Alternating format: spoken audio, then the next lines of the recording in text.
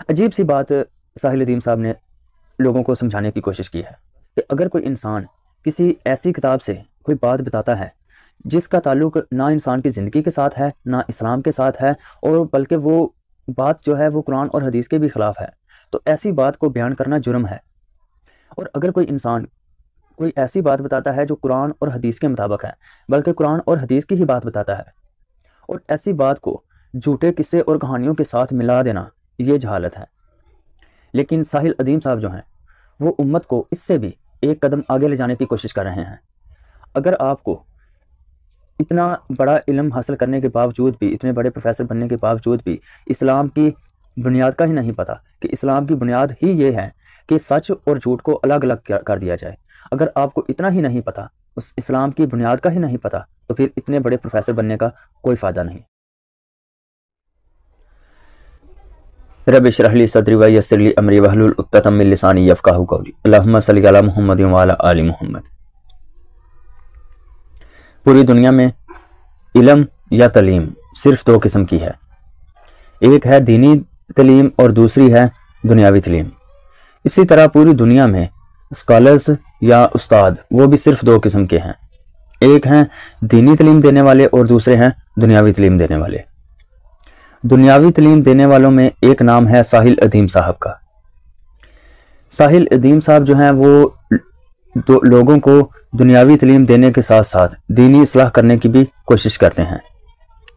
लेकिन साहिल अदीम साहब की एक बात पर मुझे इंतहाई ज़्यादा अफसोस हुआ है, और वो ये है कि वो कहते हैं कि गैर मुस्लिम जो हैं वो इल्म हासिल करके सितारों और सियारों तक पहुंच चुके हैं, और हम मुसलमान जो हैं वो आज भी इस बात में उलझे हुए हैं कि मेरा फ़िरका सही है या मेरा मौलवी सही है। यानी कि उनके कहने का मतलब ये है कि आज भी हम मुसलमान जो हैं इस बात में उलझे हुए हैं कि जो दीनी मसाइल हैं उनको हल किया जाए। आप लोग सोच रहे होंगे कि इसमें हैरान होने वाली और एतराज़ करने वाली बात कौन सी है, लेकिन अफसोस की और हैरानकुन बात यहाँ पर यह है कि इस दौर के ज़्यादातर मुसलमान जो हैं वो बेशऊर हैं, उनको पता ही नहीं कि कुरान पाक में लिखा हुआ क्या है, नबी पाक सल्लल्लाहु अलैहि वसल्लम की सुन्नत क्या है। इस दौर के ज़्यादातर मुसलमान सिर्फ ये सोचते हैं, ये समझते हैं कि जो बात हम मेरे जहन के मुताबिक है बस वो बात सही है, या जो मुझे मौलवी पसंद है उसने जो बात कह दी है बस वो बात सही है, या फिर जो बात मेरे फ़िरके के मुताबिक है वो बात सही है, वो बात हक और सच है। लेकिन साहिल अदीम साहब जो हैं वो उम्मत को इससे भी एक कदम आगे ले जाने की कोशिश कर रहे हैं।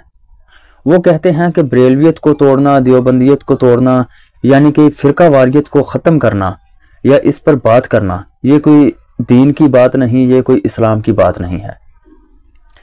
साहिल अदीम साहब ने तो एक अजीब सी बात कर दी है, जबकि कुरान पाक में अल्लाह ताला फरमाता है कि अल्लाह की रस्सी को मजबूती से थामे रखो और फ़र्कों में ना पड़ो। और इसी बात के जवाब में अल्लाह ताला एक और सूरत में फरमाता है कि जिन लोगों ने दीन के टुकड़े टुकड़े कर दिए हैं और ग्रोह दर ग्रोह हो गए हैं, ए नबी आपका उनके साथ कोई ताल्लुक ही नहीं। कुरान पाक में अल्लाह ताला फ़िरका वारियत को तोड़ने का हुक्म दे रहा है, लेकिन साहिल अदीम साहब कहते हैं कि जो लोग फ़िरका वारियत फैला कर गए हैं उन लोगों के बारे बात करना छोड़ दो, उनकी कोई भी बात गलत है तो उसको बात गलत को गलत कहना छोड़ दो, और जो लोग फ़िरका वारियत में मुब्तला हैं और इसी को ही हक समझ रहे हैं उन लोगों की इस्लाह करना छोड़ दो। ये साहिल अदीम साहब कहते हैं। तो यहाँ पर मैं साहिल अदीम साहब को सिर्फ इतना ही कहना चाहूँगा कि आप लोगों को दुनियावी तलीम देने के साथ साथ दीनी इस्लाह करते हैं, बहुत अच्छी बात है, लेकिन अगर आप सच बात को सच कहने की हिम्मत नहीं रखते, झूठ को झूठ कहने की हिम्मत नहीं रखते, तो जो लोग कुरान पाक का सच लोगों के सामने रख रहे हैं, हदीस का सच लोगों के सामने रख रहे हैं, आप उन लोगों के सच को भी झूठे लोगों के झूठ के साथ मुलव्वस करने की कोशिश ना करें। और जो साहिल अदीम साहब कहते हैं कि अगर कोई इंसान दीनी वीडियो या किसी मौलवी की वीडियो देखते देखते सो जाता है तो वो समझता है कि मैंने इस्लाम की बातें सीखी हैं, ख़ासकर उन्होंने इंजीनियर साहब का नाम लेते हुए कहा है कि अगर कोई इंसान उनकी वीडियो देखते हुए सो जाता है तो वो समझता है कि आज मैं दीन की बातें सीखता हुआ या इस्लाम की बातें सुनता हुआ सो रहा हूँ। साहिल अदीम साहब का कहना है कि ऐसा नहीं है, ये तो ऐसे है जैसे कि दो बोनों की लड़ाई हुई हो और जीतने वाला फिर बोना ही रहा। अजीब सी बात साहिल अदीम साहब ने लोगों को समझाने की कोशिश की है। तो यहाँ पर मैं साहिल अदीम साहब से एक सवाल करना चाहता हूँ कि अगर आप अपनी क्लास में बैठे हों, अपनी क्लास में बच्चों को उर्दू की किताब से लेक्चर दे रहे हों और उनको इम्तिहान की तैयारी करवा रहे हों उर्दू की किताब से, और पीछे आपकी क्लास में, उसी क्लास में बैठे हुए चंद लोग, आपके स्टूडेंट्स उर्दू का अखबार पढ़ रहे हों और आपकी उन पर नज़र पड़े,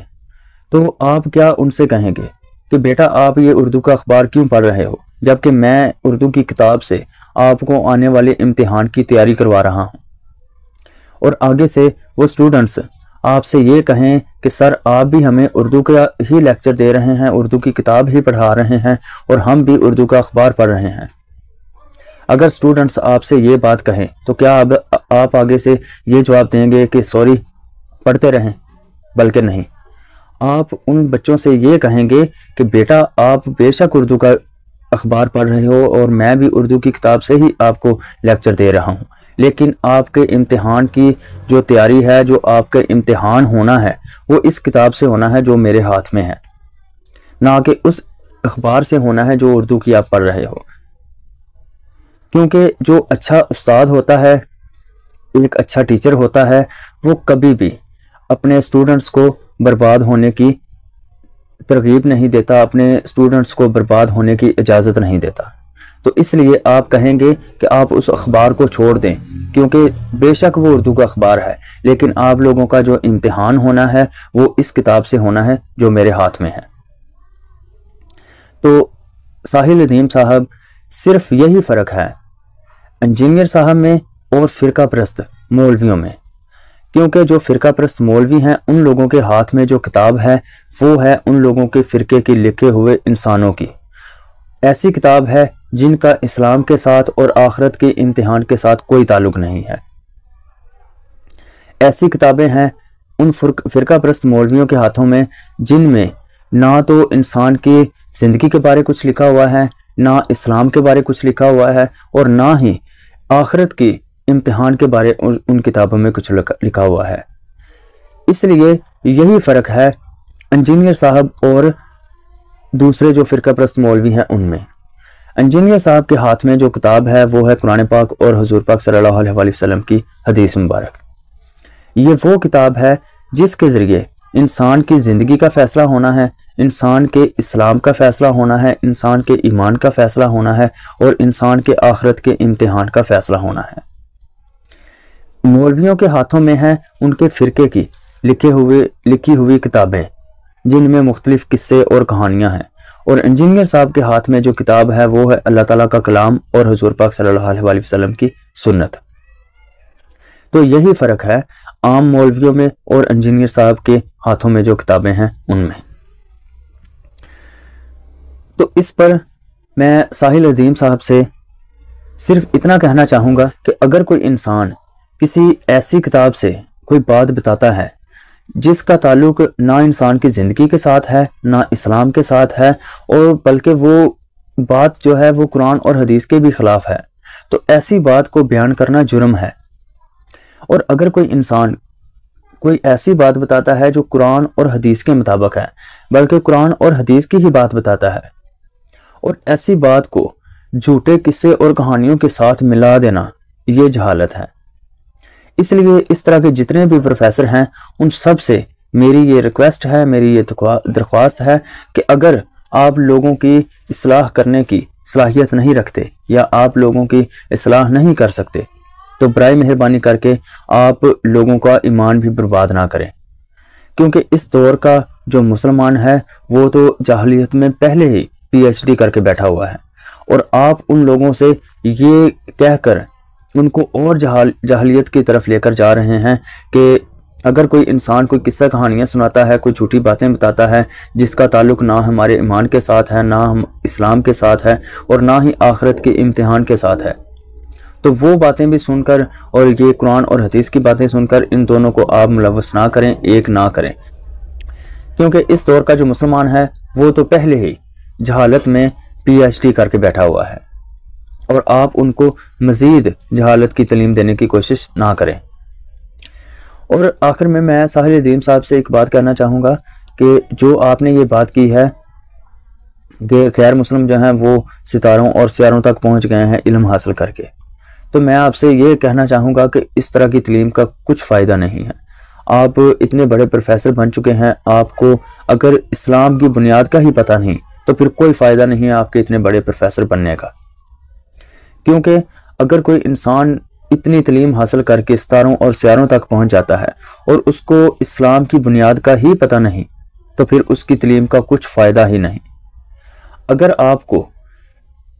इतना बड़ा इल्म हासिल करने के बावजूद भी, इतने बड़े प्रोफेसर बनने के बावजूद भी इस्लाम की बुनियाद का ही नहीं पता कि इस्लाम की बुनियाद ही ये है कि सच और झूठ को अलग अलग कर दिया जाए, अगर आपको इतना ही नहीं पता, उस इस्लाम की बुनियाद का ही नहीं पता, तो फिर इतने बड़े प्रोफेसर बनने का कोई फ़ायदा नहीं है। और मैं यही कहूँगा कि अगर आप लोगों की इस्लाह करना चाहते हैं, आप लोगों को दीन की तरफ लाना चाहते हैं या कोई भी सच्चाई बताना चाहते हैं आप लोगों को, तो आपको सबसे पहला यही काम करना चाहिए। ये मेरी आपको एक दरख्वास्त है, एक नसीहत है कि आप लोगों की अगर इस्लाह करना ही चाहते हैं, दीनी इस्लाह करना चाहते हैं, तो आपको चाहिए कि आप लोगों को सबसे पहले जो सवाल है, जो सबसे पहली समझाने वाली बात है, वो ये बताएं कि इस्लाम की दीन की बुनियाद ही ये है कि सच और झूठ को अलग कर दिया जाए। अगर सच और झूठ दोनों इकट्ठे लेकर कोई चलेगा तो वो इस्लाम की राह पर नहीं है, वो नबी की राह पर नहीं है, वो कुरान पाक के अहकाम के मुताबिक ज़िंदगी नहीं गुजार रहा। लिहाजा हर इंसान को चाहिए कि वो सच और झूठ को, यही कुरान पाक की, यही इस्लाम की बुनियाद है कि सच और झूठ को अलग कर दिया जाए।